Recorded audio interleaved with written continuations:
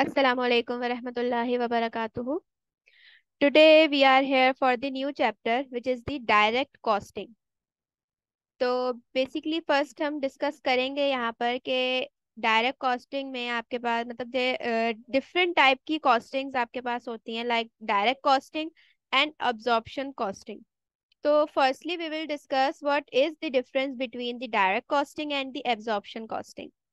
तो अगर हम इसकी डेफिनेशन को देखें तो हम यहाँ पर देखते हैं measurement of profitability with cost structure on the basis of behaviour.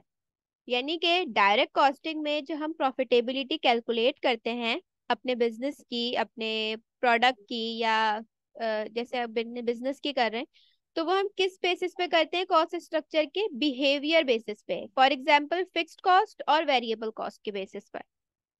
सही है.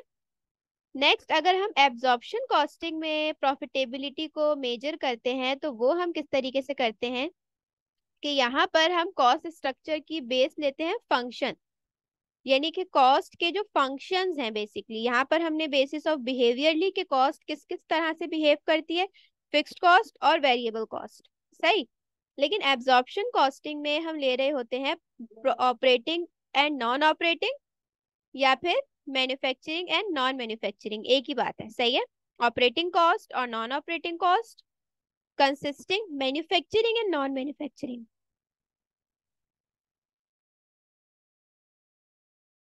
डायरेक्ट कॉस्टिंग में हम कॉस्ट को, फिक्स्ड कॉस्ट को अलग कैलकुलेट करते हैं और वेरिएबल कॉस्ट को अलग कैलकुलेट करते हैं.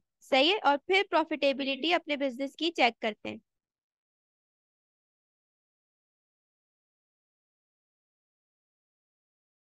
नेक्स्ट, अगर हम एब्जॉर्प्शन कॉस्टिंग कर रहे हैं तो वो हम किस तरीके से करते हैं?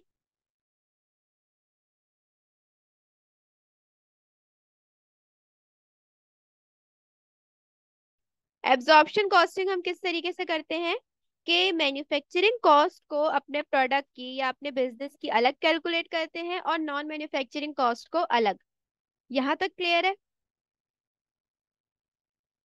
हाँ मैम। ठीक है. Now move towards the pattern. There is a pattern of direct costing कि किस तरीके से हम डायरेक्ट कॉस्टिंग की इनकम स्टेटमेंट बनाते हैं. तो मैंने पैटर्न आपके सामने रखा है. तो अगर हम इसको देखें तो सबसे पहले हम रखते हैं अपना सेल्स रेवेन्यू. ठीक है. सेल्स रेवेन्यू में से लेस करते हैं वेरिएबल कॉस्ट. हमने पीछे ये चीज डिस्कस की है कि डायरेक्ट कॉस्टिंग में जो है वो हम कैसे निकाल रहे होते हैं अपनी ऑपरेटिंग इनकम को, प्रॉफिटेबिलिटी को कैसे कैलकुलेट करते हैं कॉस्ट की बेसिस पे, like variable cost and fixed cost. तो हम क्या करते हैं कि जब सेल्स रेवेन्यू हम कैलकुलेट करते हैं अपना तो उसमें से लेस करते हैं वेरिएबल कॉस्ट. इस वेरिएबल कॉस्ट पे आपकी दोनों कॉस्ट जो है वो मिली हुई होती है, लाइक मैन्युफैक्चरिंग भी और नॉन मैन्युफैक्चरिंग भी. ठीक है. अब यहाँ पर लिखा हुआ है variable cost of goods sold. अगर आपने निकालनी है तो इसका फॉर्मूला है unit sold multiply by rate.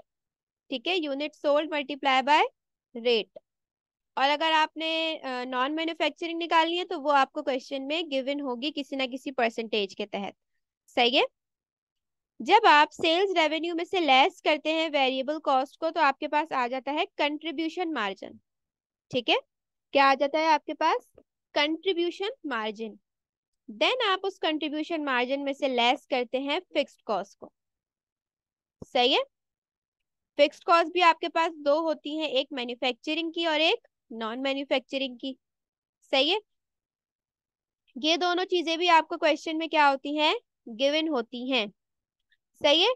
जब आप कंट्रीब्यूशन मार्जिन में से लेस करते हैं फिक्स्ड कॉस्ट को तो आपके पास क्या आ जाती है? Operating income by direct costing method. ये चीज क्लियर है? पैटर्न. माहम, तुम अभी कह रही थी कि एब्जॉर्प्शन कॉस्टिंग में नॉन मैन्युफैक्चरिंग और मैन्युफैक्चरिंग होती है, ठीक है। यस. तो अब हम इसमें क्यों ले रहे हैं डायरेक्ट कॉस्टिंग के अंदर देखो ये दोनों चीजें? चीजें सारी आएंगी. 2 मिनट.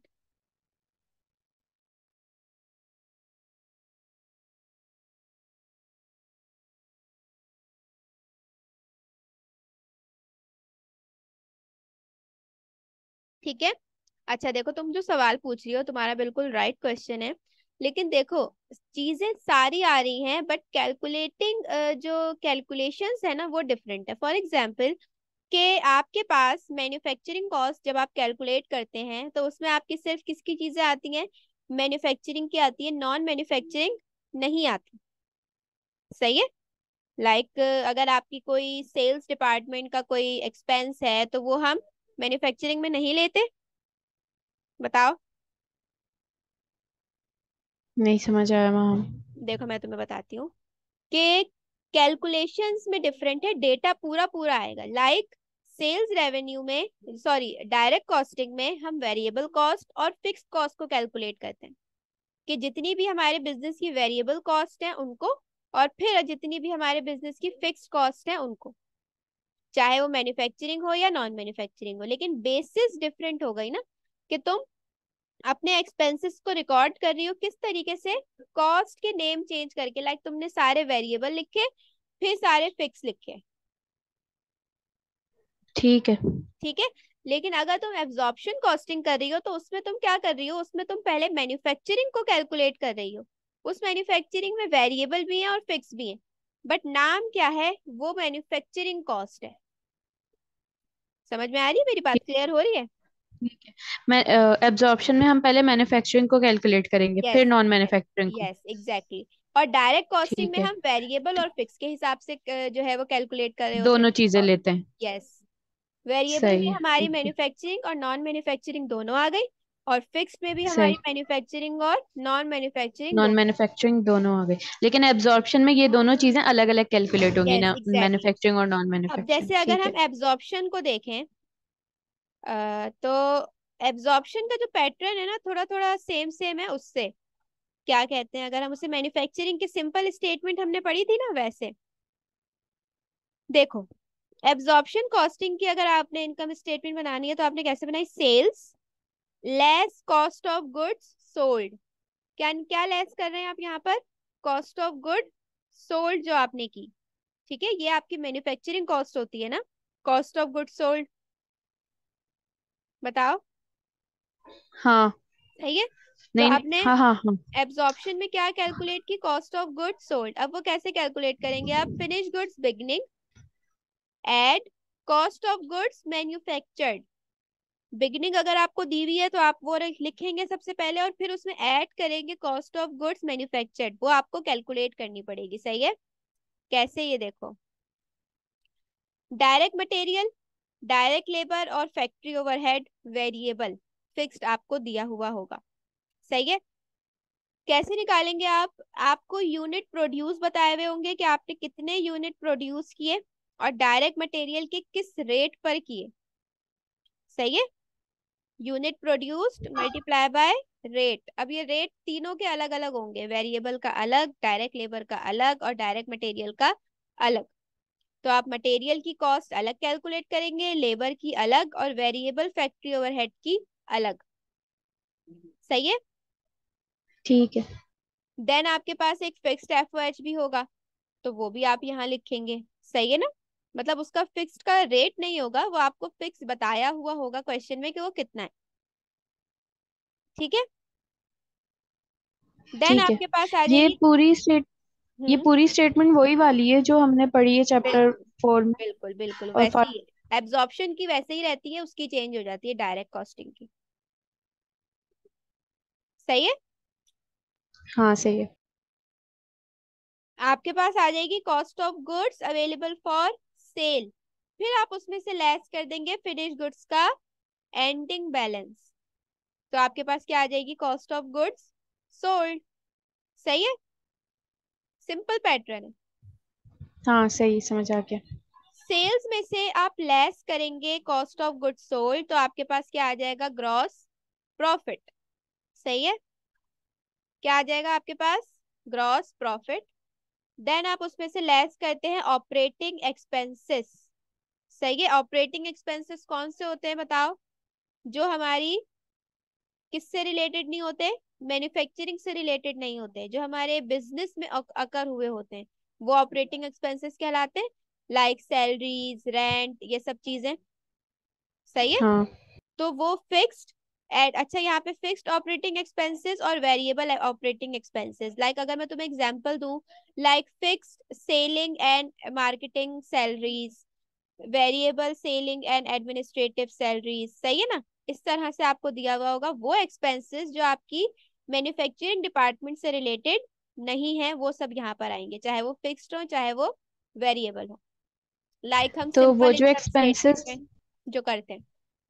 जो बोलो। एक्सपेंसेस दिए हुए होंगे वो फिक्स्ड और वेरिएबल के साथ यस लिखे यस, हुए दिए होंगे। एग्जैक्टली एग्जैक्टली, वहां बताया हुआ ठीक है। होगा कि फिक्स्ड है या वेरिएबल कितना है और फिक्स्ड कितना है, सही है। देन आप उन्हें माइनस करेंगे ग्रॉस प्रॉफिट में से, तो आपके पास क्या आ जाएगी, नेट इनकम। ठीक है। हाँ ठीक है। अब देखो एब्जॉर्प्शन का ना एक छोटा सा और पैटर्न होता है, वो भी देख लेते हैं, बहुत इजी है। विजिबल है स्क्रीन सही से? हाँ मैम। ठीक है। एब्जॉर्प्शन कॉस्टिंग का दूसरा मेथड क्या है कि आपने सेल्स में से लेस करना है कॉस्ट ऑफ गुड्स सोल्ड। अब यहाँ पर कॉस्ट ऑफ गुड्स सोल्ड निकालने का तरीका क्या हो गया, डिफरेंट। कैसे, यूनिट सोल्ड मल्टीप्लाई बाय, अब देखो मल्टीप्लाई बाय क्या है, variable rate plus fix rate. यानी कि अगर आप वेरिएबल रेट को और फिक्स रेट को प्लस करें और मल्टीप्लाई करा दें किससे, यूनिट सोल्ड से, तो आपके पास direct cost of goods sold निकल कर आ जाएगी। देयर आर टू मेथड्स, एक आप स्टेटमेंट को करके निकाल सकते हैं और एक आप इस फॉर्मूले से निकाल सकते हैं। क्लियर हुआ फॉर्मूला?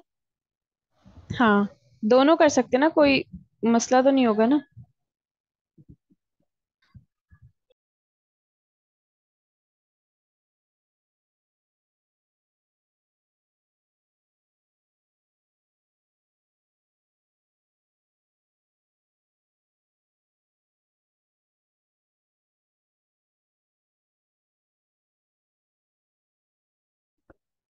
यार कर तो दोनों सकते हैं, लेकिन अगर हम अपने सिलेबस की बात करें तो मिस ने हमें स्टेटमेंट वाली कराई है, लेकिन आप चाहो तो इससे आप अपना आंसर चेक कर सकती हो। सही है ठीक कि है। आपकी cost of goods sold correct I है या नहीं। रेट निकालने का मेथड वही है जो पीछे हमने एफओएच में पढ़ा है, ओके। ओके। अब उसको जब आप लेस करेंगे तो ग्रॉस प्रॉफिट आ जाएगा, बाकी का पैटर्न बिल्कुल वही है जो था। चेंज सिर्फ कहाँ पर आया है कि पीछे पैटर्न में आपने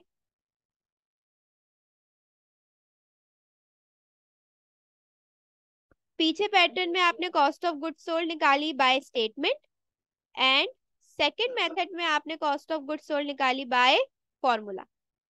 ठीक है, क्लियर है? हाँ मैम।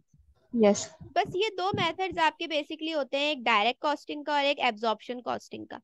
इसके अलावा आपके पास कुछ फॉर्मूलाज आते हैं, सही है, लाइक ब्रेक इवन एनालिसिस के फॉर्मूलाज हैं, सही है। देयर आर मल्टीपल फॉर्मूलाज के अगर आपसे कोई भी चीज पूछी गई है क्वेश्चन में तो आपने उसे आंसर करना होगा। ठीक है, कि अगर आपने बताना है ब्रेक इवन, सबसे पहले बताओ कि ब्रेक इवन क्या होता है। नो प्रॉफिट नो लॉस वाला no point. Profit no loss, या फिर अब इसे कह सकते हैं total cost is equals to total revenue. सही है, यानी कि नो प्रॉफिट, कॉस्ट रिकवर आपकी हो जाती है जब, तो वो ब्रेक इवन पॉइंट कहलाता है कि ना आपको लॉस हो रहा हो ना आपको प्रॉफिट हो रहा हो। तो कंपनी बेसिकली ये एनालिसिस करती है कि किस पॉइंट पर आकर, किस यूनिट पर आकर, किस कॉस्ट पर आकर उसको क्या हो जाएगा, उसका ब्रेक इवन पॉइंट आ जाएगा। सही है। तो अगर हमसे क्वेश्चन में पूछा जाता है कि what is the break even in units और अमाउंट्स, और एक और आ सकता है सवाल कि break even in sales volume, तो सेल्स वॉल्यूम का मतलब यूनिट्स ही है।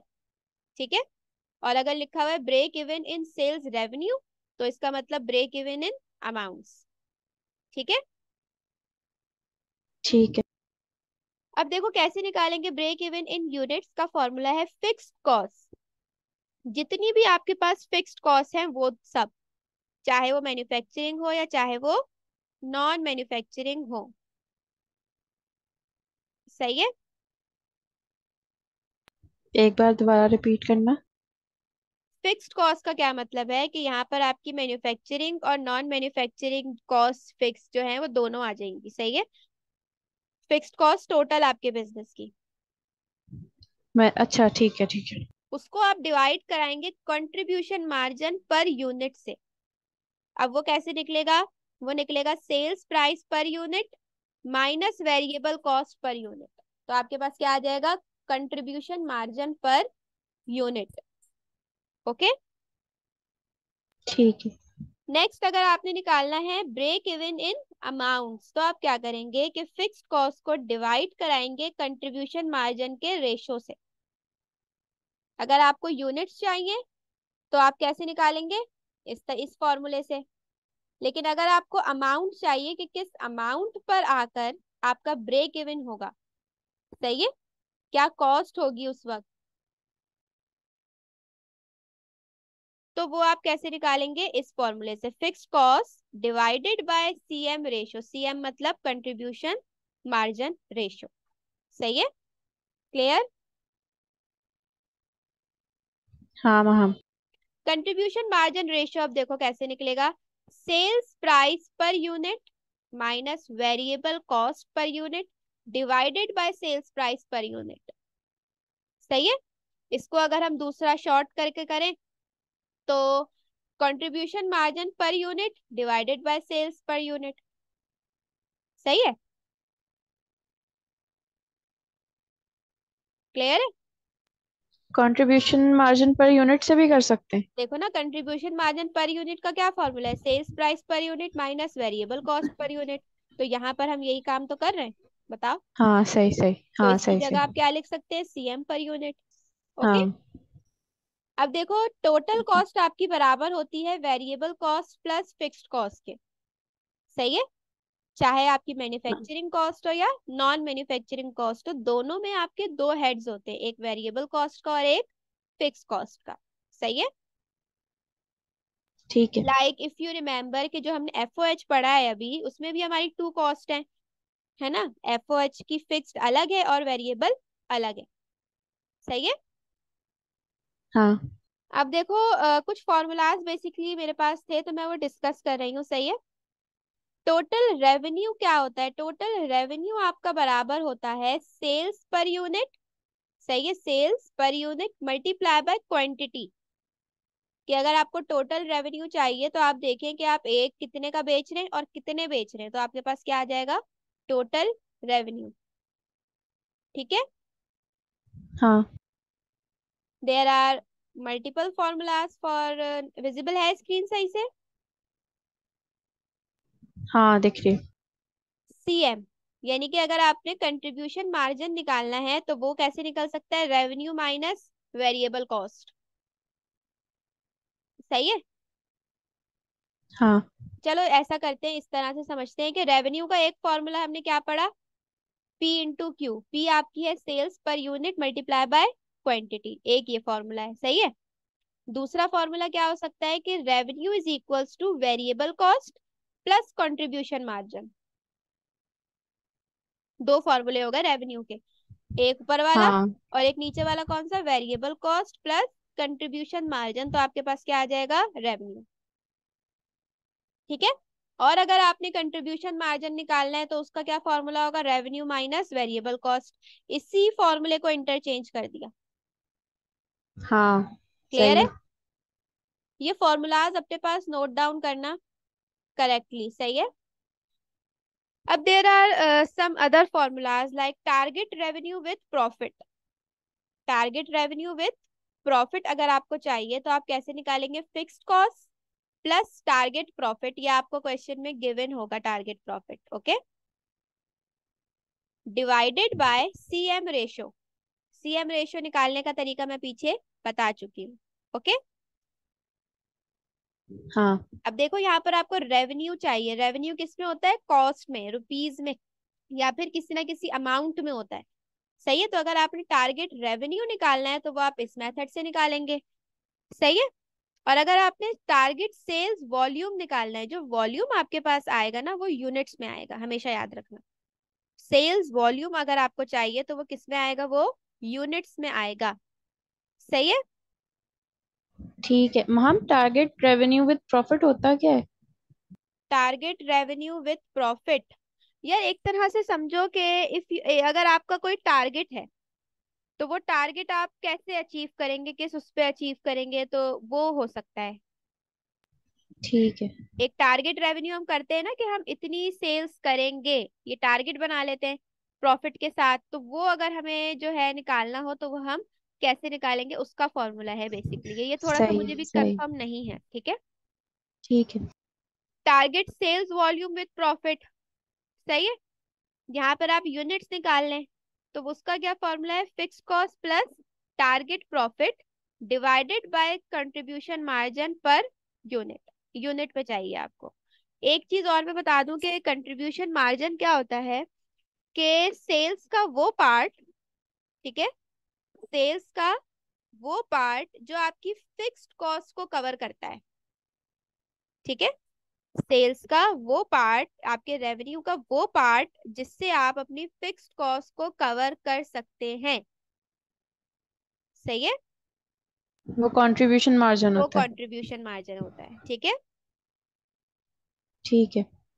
ओके जिससे देन, फिक्स्ड कॉस्ट कवर होती है हमारी। जी बिल्कुल, फिक्स्ड कॉस्ट जैसे कि अगर हम कवर करना चाहें तो वो हमारे कंट्रीब्यूशन मार्जिन में से हम देखते हैं कि कितना हम अपनी फिक्स्ड कॉस्ट को कवर कर सकते हैं, ठीक है। ठीक है।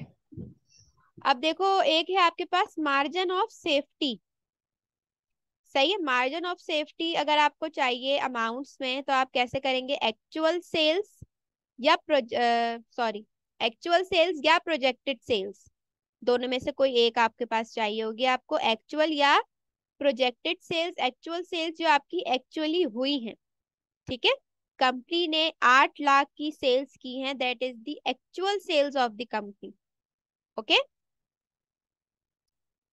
ओके। उसको आप माइनस कर देंगे किससे, ब्रेक इवन सेल्स से, कि आपकी ब्रेक इवन कब आ रही है। जैसे हमने ब्रेक इवन निकाली पीछे, ब्रेक इवन इन अमाउंट्स निकाला ना, हाँ तो वो हाँ हाँ। बेसिकली है कि आपकी जो एक्चुअल सेल है और आपकी ब्रेक इवन है, तो इन दोनों के बीच में सेफ्टी मार्जिन कितना है, कि आप कितना सेफ साइड जा रहे हैं, सही है। अच्छा, सही। सेफ्टी मार्जिन बेसिकली हम इसको भी कह सकते हैं कि आपकी ब्रेक इवन के बीच में और आपकी एक्चुअल के बीच में डिफरेंस कितना है। लाइक अगर मेरी सही। एक्चुअल सेल्स है 8 लाख और मेरा ब्रेक इवन है हम्म। 7,50,000, तो मेरा मार्जिन ऑफ सेफ्टी कितना हुआ, 50,000 का, 50। सही है हम्म। ना। इसी तरह अगर मुझे यही चीज रेशो में चाहिए तो मैं क्या करूंगी, actual sales minus break even sales divided by actual और प्रोजेक्टेड सेल्स, डिवाइड करा दूंगी, सही है। ठीक है। इसके फॉर्मूलाज पे ज्यादा फोकस रखो। असल में मैंने बहुत ज्यादा कॉन्सेप्ट डीपली नहीं पढ़ा है इसका, सही है। मैंने ज्यादातर फॉर्मूलाज को समझा है, ठीक है। ठीक है। सही है। अच्छा अब मेरी बात सुनो। अब आपको चाहिए अगर आपको चाहिए प्रॉफिट परसेंटेज, प्रॉफिट परसेंटेज तो वो कैसे आएगी, margin of safety percent multiply by contribution margin percent. अगर आपको अपनी प्रॉफिट परसेंटेज चाहिए कि आपकी आपका प्रॉफिट रेशो कितना है, फॉर एग्जांपल परसेंटेज का मतलब क्या होता है, रेशो, कि आपका प्रॉफिट रेशो कितना है, तो वो आप कैसे निकालेंगे, मार्जिन ऑफ सेफ्टी का ratio multiply by contribution margin का रेशो। तो आपके पास क्या आ जाएगी, आपकी प्रॉफिट परसेंटेज, ठीक है। ठीक है। ये फॉर्मूलाज बेसिकली समझना, सही है ज्यादातर। एक्चुअल सेल्स, एक्चुअल सेल्स अगर आपको फाइंड आउट करनी है तो आप कैसे करते हैं, देखो, अगर आपको क्वेश्चन में एक्चुअल सेल्स नहीं गिवन तो आप किस तरह से निकालेंगे, break even sales divided by 1 minus margin of safety. ये एक छोटा सा फॉर्मूला है कि अगर इन केस आपको क्या नहीं दिया हुआ, आपको एक्चुअल सेल्स नहीं दी हुई हैं, तो आप किस तरीके से निकाल तक सकते हैं actual sales, break even sale को आप डिवाइड कर दें किससे, 1 माइनस मार्जिन ऑफ सेफ्टी से, तो आपके पास क्या आ जाएंगी, एक्चुअल सेल्स, ठीक है। ठीक है। यहाँ तक क्लियर हुई है मेरी बात, फॉर्मूलाज वगैरह। हाँ हाँ। अब मैंने एक क्वेश्चन बेसिकली निकाला था, ठीक है। देयर इज अ क्वेश्चन,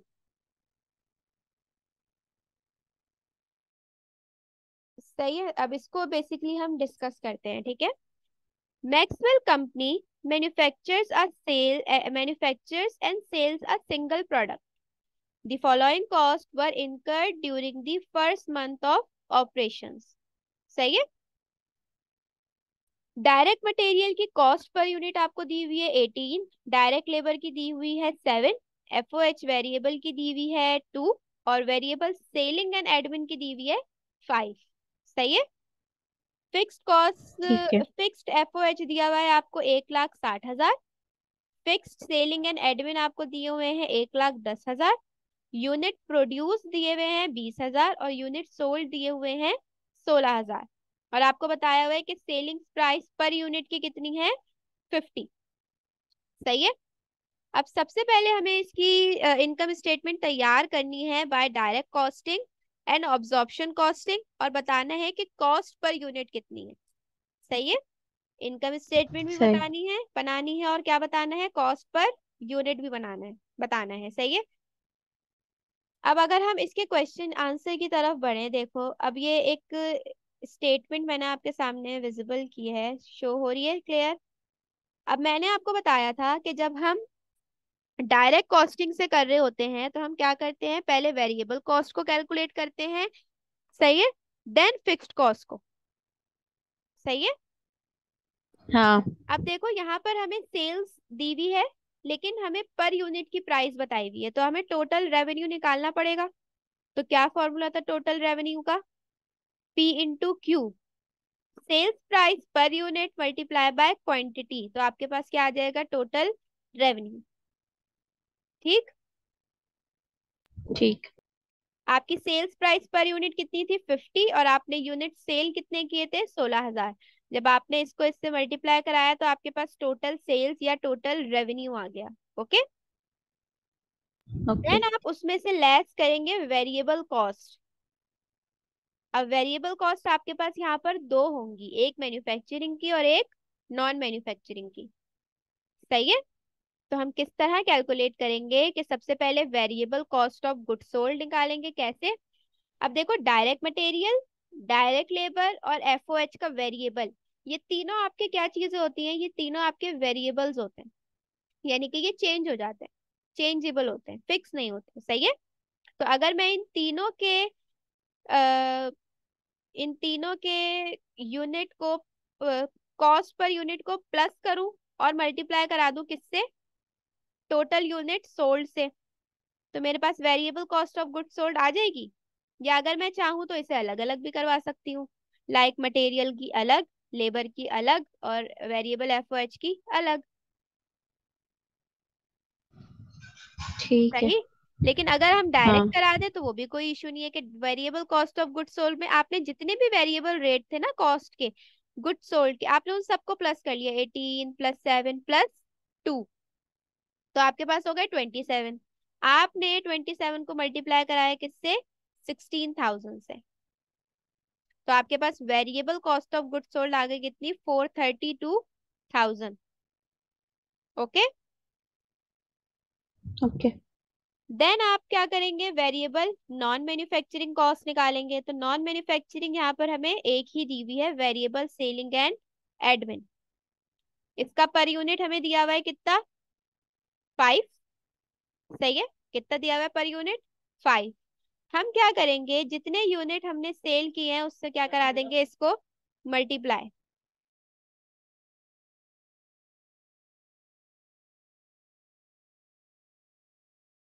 ठीक है। क्लियर हो रही है। हाँ। तो हाँ आपके हाँ पास क्या आ समझ आ गया। जाएगी, वेरिएबल सेलिंग एंड एडमिन आ गई आपके पास। सही है। अब आप क्या करेंगे, रेवेन्यू में से या सेल्स में से इसे लेस कर देंगे तो आपके पास क्या आ जाएगा, कंट्रीब्यूशन मार्जिन। ठीक है। कुछ जगह आपको परसेंटेज में भी दिया जा सकता है कि आपका इतना परसेंट वेरिएबल है कॉस्ट, इतनी परसेंट सेलिंग है, तो वहां पे आप परसेंटेजेस के हिसाब से निकालेंगे। सही है ना। कहीं ठीक है। आपको रेट्स दिए हुए हो सकते हैं।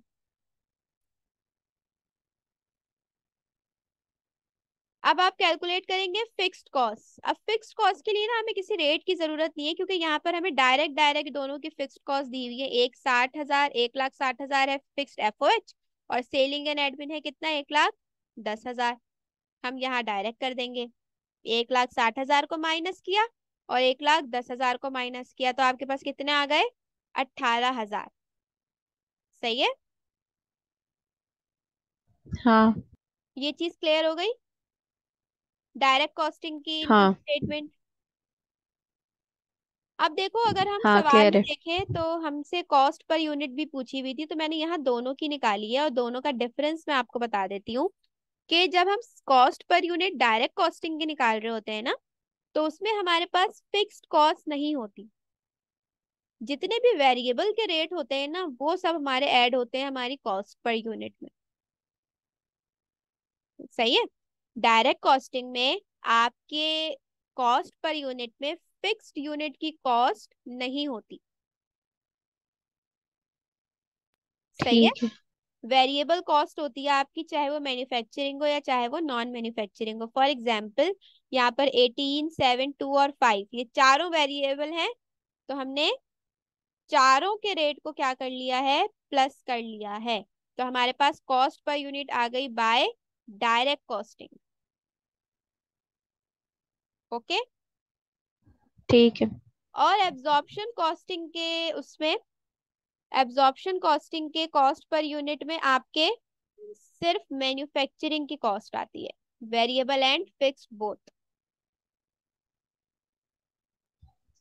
ठीक है। डायरेक्ट कॉस्टिंग में मैन्युफैक्चरिंग और नॉन मैन्युफैक्चरिंग दोनों आएगी, लेकिन सिर्फ वेरिएबल की। Yes exactly. और एब्जॉर्प्शन कॉस्टिंग में हम सिर्फ फिक्स्ड कॉस्ट और डायरेक्ट वो फिक्स्ड कॉस्ट और वेरिएबल लेंगे, लेकिन सिर्फ मैन्युफैक्चरिंग के लेंगे। यस बिल्कुल एग्जैक्टली। सही है। ठीक है। अब अगर हम हाँ। मूव हो एब्जॉर्प्शन कॉस्टिंग के इनकम स्टेटमेंट की तरफ, तो किस तरह से? सेल्स हमने पीछे निकाली थी, मैंने अगेन यहाँ पर फॉर्मूला लिख दिया था, कितनी आ रही है आपकी? 8 लाख। सही है। अब उसमें से हमें लेस करानी है कॉस्ट ऑफ गुड्स सोल्ड। सही है। ओके। अब वो हम यहाँ पर कैलकुलेट करेंगे बाय दी स्टेटमेंट। सही है। अब स्टेटमेंट कैसे बनाएंगे?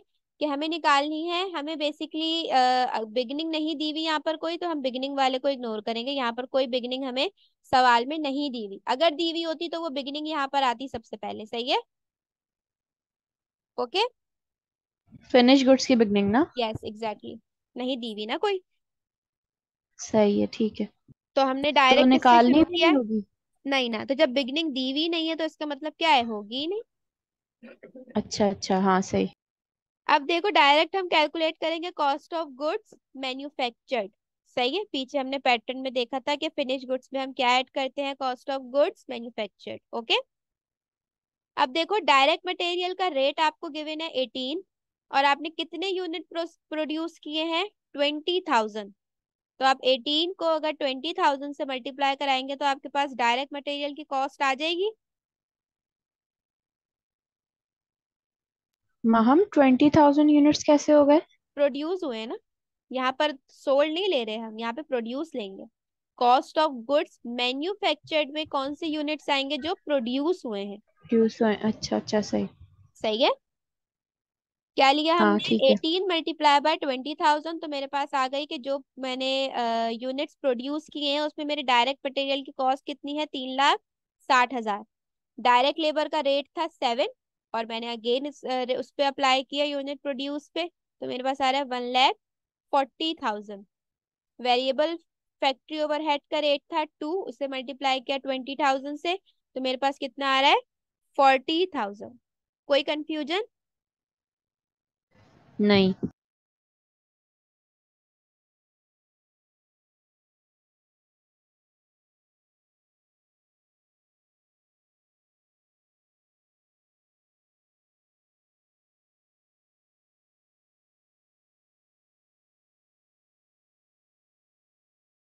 सही है। देन आप क्या करेंगे? जब इन दिनों पे तो रेट अप्लाई हो जाएगा, लेकिन फिक्स्ड एफओएच आपका एज इट इज आ जाएगा। सही है, जो आपको क्वेश्चन में गिवन होगा। देन आप जब इन सबको प्लस करेंगे तो आपके पास आ जाएगी cost of goods available for cell. सही है। सही है। क्लियर? हाँ सही है।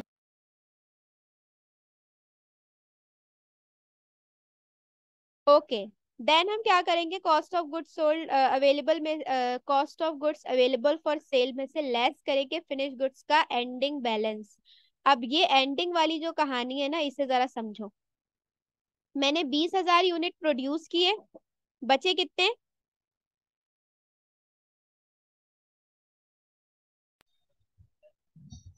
कितने थे टोटल?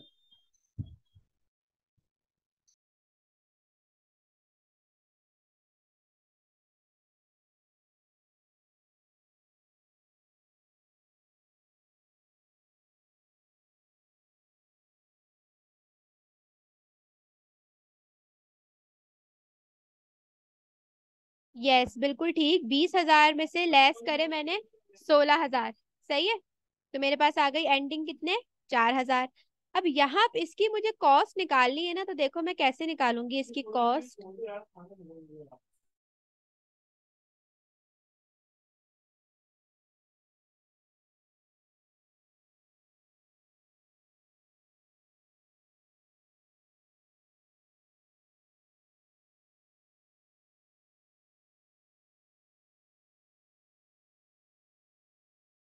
सही है। अब देखो ये एंडिंग आपने किस तरह निकाली है कि यहाँ पर आपका रेट आ रहा है 35। अब देखो फिनिश गुड्स का जो निकलेगा ना रेट, वो कैसे निकलेगा, तुमने कॉस्ट पर यूनिट हमने पीछे कैलकुलेट की है, ये देखो कॉस्ट पर यूनिट कितनी आ रही है, 35। ये वाली कॉस्ट पर यूनिट आपकी यहाँ पर अप्लाई होगी इसका बैलेंस निकालने के लिए। सही है।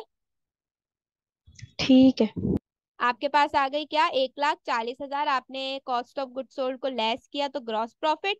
अगेन आपके पास लेस करेंगे ऑपरेटिंग एक्सपेंसेस। ऑपरेटिंग एक्सपेंसेस दो हैं, फिक्स्ड और वेरिएबल। फिक्स्ड आपको क्वेश्चन में गिवन है 1,10। वेरिएबल आपने कैसे कैलकुलेट किया, 5 × 16,000। तो आपके पास क्या आ रहा है, 80,000। सही है, क्लियर है।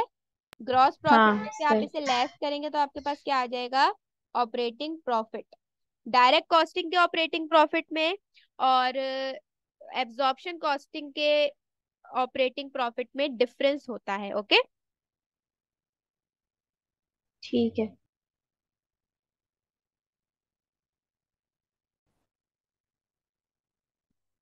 जी, तो हम एब्जॉर्प्शन कॉस्टिंग की कॉस्ट ऑफ गुड्स सोल्ड निकाली हमने, देन हम इनकम स्टेटमेंट बना रहे थे।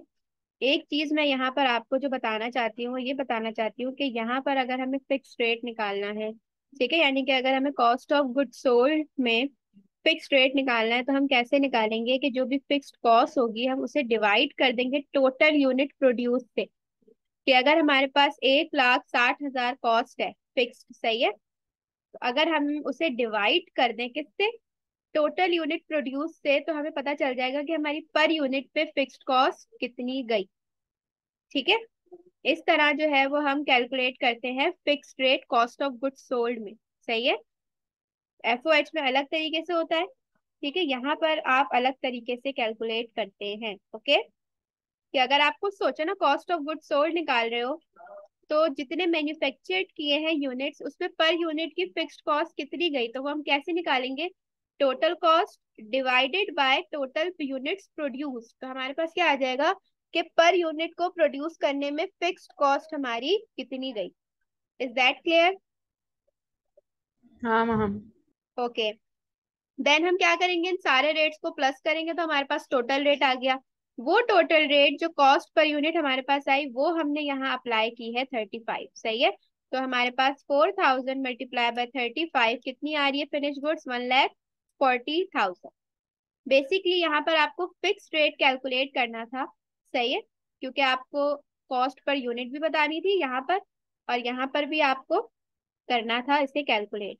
तो आपको कॉस्ट पर यूनिट चाहिए हो या आपने फिनिश गुड्स निकालनी हो, आपको फिक्स रेट निकालना पड़ेगा। ठीक है। ओके। इसके अलावा अगर हम एब्जॉर्प्शन के मेथड 2 की तरफ आए, तो हम यहाँ देखते हैं कि sales minus cost of goods sold. Sold कैसे आई भाई, मैंने बताया था unit sold multiply by variable rate plus fix rate.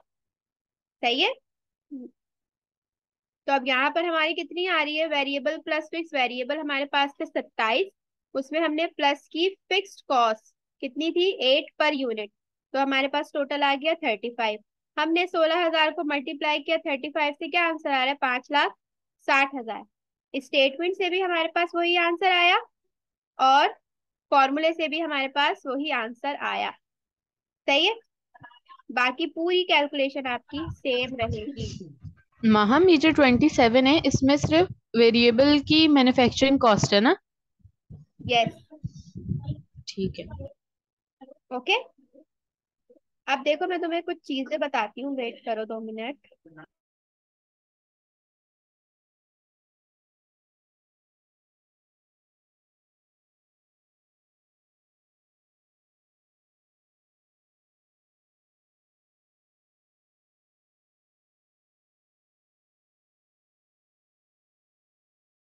सही है। अब देखो इसके नेक्स्ट क्वेश्चन में लिखा हुआ था कि आपने calculate break even sales volume and revenue. सही है, ब्रेक इवन सेल्स और रेवेन्यू आपने फाइंड आउट करना था, तो वो अब देखो हम यहाँ पर कैसे निकालेंगे। सही है कि अगर आपको ब्रेक इवन सेल्स या रेवेन्यू चाहिए तो आप सबसे पहले हमने क्या कैलकुलेट की, ब्रेक इवन वॉल्यूम।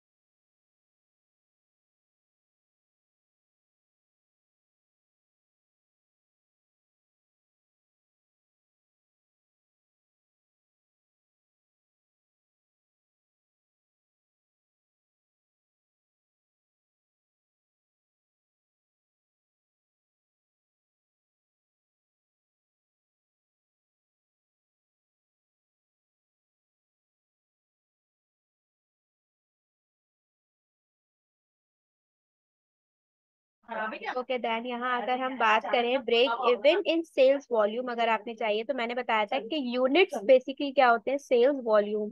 इसका फॉर्मूला था fixed cost divided bye contribution margin per unit. सही है, अब सबसे पहले हमें निकालना पड़ेगा कंट्रीब्यूशन मार्जिन पर यूनिट। तो हमारी सेल्स प्राइस पर यूनिट कितनी थी 50, उसमें से हमने माइनस कर दी वेरिएबल कॉस्ट, तो वो कितनी थी 32। वेरिएबल कॉस्ट पर यूनिट का क्या मतलब है, आपके बिजनेस में जितनी भी वेरिएबल कॉस्ट हैं। सही है, ओके। अब देखो यहाँ पर हमारे पास चार वेरिएबल कॉस्ट थी, तो हमने चारों को सम किया 18 प्लस 7 प्लस 2 प्लस 5। ठीक है, ठीक है। तो आपके पास क्या आ गया, आपके पास आ गया 32।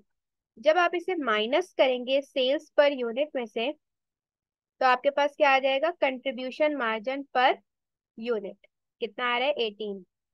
आप आपने फिक्स कॉस्ट आपके पास दो थी, एक 60 और एक 10, दोनों को आपने सम किया और डिवाइड किया 18 से, तो आपके पास क्या आ रहा है 15,000 यूनिट।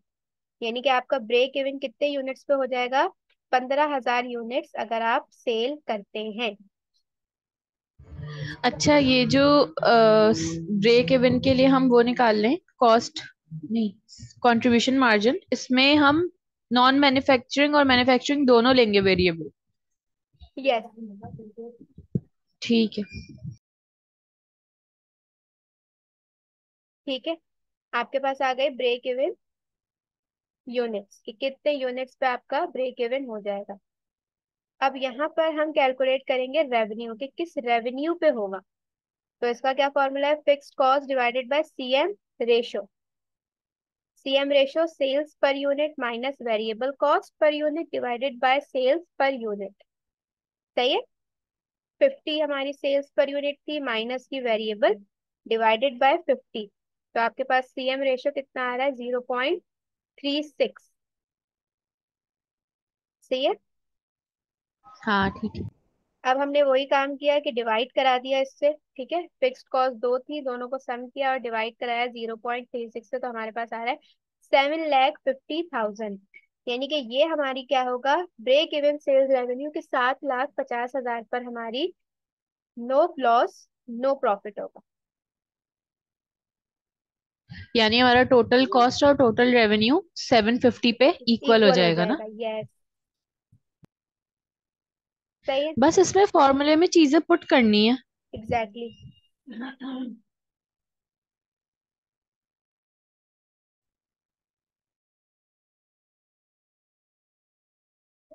सही। अगर आपने प्रॉफिट परसेंट निकालना है, बेसिकली यहाँ पर हमें रिलेशन बताना है प्रॉफिट का और एमएस और सीएम का, तो वो आप कैसे बताएंगे? इस फॉर्मूले से। ठीक है।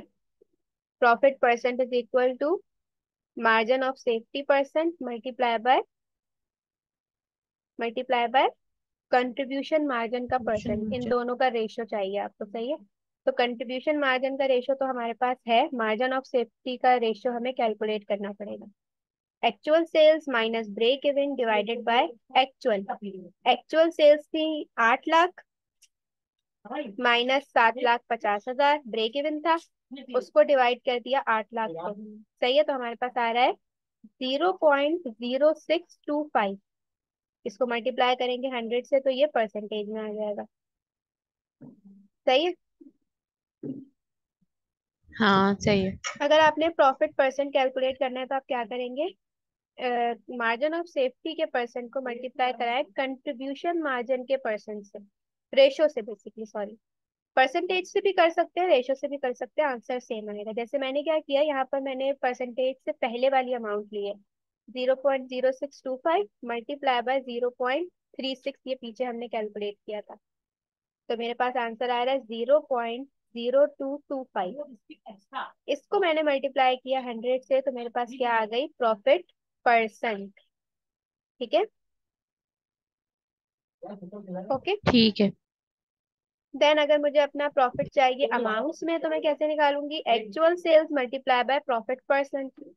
तो एक्चुअल सेल्स थी मेरी 8 लाख, मल्टीप्लाई किया 2.25% से, तो मेरे पास आ गया प्रॉफिट इन अमाउंट। ये परसेंटेज में है और ये अमाउंट में है। यानी कि हमारी सेल्स में हमें इतना प्रॉफिट हुआ है। यस, इतनी सेल्स पर, 8 लाख पर हमें 8 इतना लाख, प्रॉफिट हुआ। हाँ इतना प्रॉफिट हुआ। सही। डायरेक्ट कॉस्टिंग बेसिकली यहीं तक है आपका। ठीक है। इसमें तीन अच्छा। चार स्टेटमेंट बनानी है और बाकी सारा जो आपका खेल है वो फॉर्मूलाज का है, कि वो फॉर्मूलाज आपने याद किए। सही है। और उन पे हम्म। आपने चीजें जो है वो क्या करनी है? पुट करनी है। बस। स्टेटमेंट्स तो इजी लग रही हैं। इजी ही है, बस थोड़ा सा जहन लगाना पड़ेगा। हाँ अच्छा, जैसे और कि वो ग्राफ वेरिएबल। करवाओगी? इंशाल्लाह। ठीक है। सही है। अच्छा देखो, यहाँ पर ये है कि कुछ क्वेश्चंस ऐसे हैं जहाँ पर आपको परसेंटेज में दिया हुआ है। सही है। तो जब भी आप variable cost of goods sold निकालेंगे ना, तो उसके लिए आपको रेट निकालना जरूरी होगा। वो आप अप्लाई करेंगे किस पे? यूनिट्स सोल्ड पे। सही है। हमेशा अगर आपको ठीक परसेंटेज है। में भी दिया हुआ है, तो आप क्या करेंगे? परसेंटेज से जो भी अमाउंट आपके पास आएगी और जो भी यूनिट्स होंगे उनसे आप रेट निकालेंगे, और रेट को आप अप्लाई कोई ऐसा करेंगे सोल्ड क्वेश्चन पर। है 20-1। या? 20-1। यस। ठीक है। ठीक है। Concept clear? हाँ बस ये परसेंटेज वाला एक बार सॉल्व करके देखना पड़ेगा, बाकी जो भी होगा मैं पूछ लूंगी तुमसे। इंशाल्लाह इंशाल्लाह। बस इनकी प्रैक्टिस करो, ये लास्ट चैप्टर था। ठीक है। ओके। ओके। अल्लाह हाफिज। अल्लाह हाफिज।